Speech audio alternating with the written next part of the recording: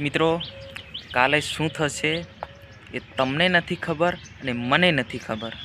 આજે બહુ દુઃખ સાથે તમને કહેવા જઈ રહ્યો છું અને એવી ઘટના ઘટી છે કે આજે આપણા ભાઈને આપણે બચાવી નથી શક્યા। કેમ નથી બચાવી શક્યા? એનું જે પ્રોસેસ હતું એ ચાલુ હતું, પરંતુ આજે ભાઈને ભગવાને લઈ લીધા છે। એ આજે હું સારો છું, આજે તમારી સાથે હું વિડીયો બનાવી રહ્યો છું, સારો છું। એટલે કાલે શું થશે એ મને પણ નથી ખબર, તમને પણ નથી ખબર। એવી જ ઘટના ઘટી છે ડુંગર વિસ્તારના નસવાડી તાલુકાના બગેલિયા ગામે ડુંગરાબીર દિલીપભાઈ ખુશાલભાઈ ટેકરા ફળ્યું। એવી ઘટના ઘટી છે, છેલ્લા 7 થી 8 મહિના બીમાર હતા। એ ઘટના ઘટી છે, આજે એમને ભગવાને લઈ લીધા છે। જી હા મિત્રો વાત કરી લઈએ। ઘણા લોકો ખોટું પણ વિચારતા હશે કે આ શૈલેષભાઈ છે એ ફોલોવર્સ કે વિડીયો બનાવી રહ્યા છે ફોલોવર્સ કે વ્યૂ વધારવા માટે, પરંતુ મિત્રો એવું નથી। આપણી જેટલી પણ વિડીયો આવે છે એ બધી સાચી જ હોય છે। અત્યારે તમે સોશિયલ મીડિયા પર બધી જ વિડીયો તમે જોઈ રહ્યા છો અને કેટલી ઘટના પણ વિડીયો તમે જોઈ રહ્યા છો, પરંતુ આપણી એક પણ વિડીયો એવી નથી બની કે અત્યાર સુધી આપણી ફેક વિડીયો હોય। બધી જ વિડીયો આપણી સાચી છે।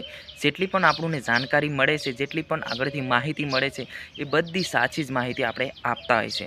તો મિત્રો, આજે આપણા ભાઈને આપણે બચાવી નથી શક્યા, બહુ દુઃખ સાથે કહેવું પડી રહ્યું છું। મિત્રો વાત કરી લઈએ, હું તમારો દોસ્ત શૈલેષ ભીલ આજે બહુ દુઃખથી વાત કરી રહ્યા।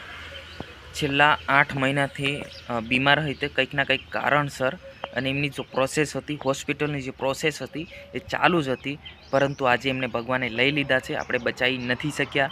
તો આ તો બહુ દુઃખની વાત છે મિત્રો। અને વાત કરવામાં આવે તો નસવાડી તાલુકાના બગલિયા ગામે ટેકરા ફળ્યું અને ડુંગરાબીર દિલીપભાઈ ખુશાલભાઈ આજે અવસાન થયા છે। બહુ દુઃખ સાથે અવસાન થયા છે, એ મારે તમારી સાથે વાત શેર કરવી હતી, એટલા માટે સ્પેશિયલ હું વિડીયો બનાવ્યો। અને આ તો બહુ દુઃખની વાત છે મિત્રો, કેમ કે જીવતા છે, જીવી રહ્યા છે, એ અચાનક આવી ઘટના ઘટે તો તમે પણ વિચારમાં પડી જતા હશે કે ભાઈ આવું કેમ બને? કાલ તો સારા હતા, આજ તો આવું થયું। એ આપણને નથી ખબર ભાઈ, મને નથી ખબર, તમને નથી ખબર। એ બધું ભગવાનના હાથમાં છે, ક્યારે શું થશે એ આપણે પણ નથી જાણતા। તો મિત્રો, કોમેન્ટ બોક્સમાં અવશ્ય લખજો ઓમ શાંતિ। આટલી વાત શેર કરવાની હતી, એટલા માટે સ્પેશિયલ હું તમારી સાથે વિડીયો શેર કરી રહ્યો છું। આજની વિડીયોની અંદર બસ આટલું જ।